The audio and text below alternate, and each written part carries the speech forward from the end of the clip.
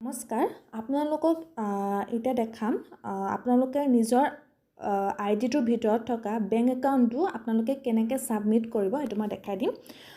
First আপোনালোকে নিজৰ আইডিটো লগইন কৰিব। লগইন কৰাৰ পিছত আকৌ ৰাইট চাইডে যোনটো 3 লাইনছ দেখিছে সেইটোত ক্লিক কৰিব। ক্লিক কৰাৰ পিছত লেফ্ট চাইডে চাব আপোনালোকৰ এড বেংক একাউণ্ট বুলি আহিব। তলফালৰ পৰা ফাৰ্ষ্টটো হ'ব এড বেংক একাউণ্ট বুলি আহিব, তাতে ক্লিক কৰিব।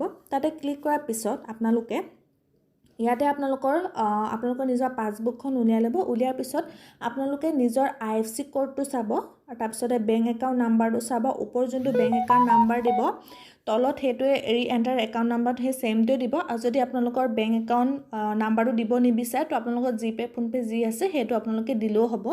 তাৰপিছত নেমৰ একাউণ্টত আপোনালোকৰ নিজৰ নামটো দিব, বেংকৰ নামটো নিদিব, আপোনালোকৰ নিজৰ নামটো লিখিব। তাৰপিছত এইটো ফোন নাম্বাৰটো দিব।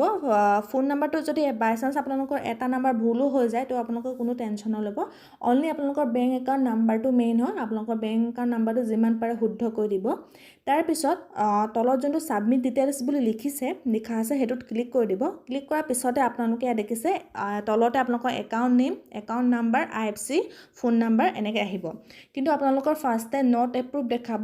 নট এপ্ৰুভ দেখিলে আপোনালোকে ভয় নাখাব। তো আপোনালোকৰ এপ্ৰুভ হ'বলৈ 2-3 ঘণ্টামান লাগিব। চ' আপোনালোকে এবাৰে ছাবমিট কৰি দিব। তো আপোনালোকে ছাবমিট কৰিলে ফাৰ্ষ্টে নট এপ্ৰুভ দেখাব, কিন্তু 2-3 ঘণ্টাৰ পিছত আপোনালোকৰ সেইটো এক্টিভ হৈ যাব। ধন্যবাদ।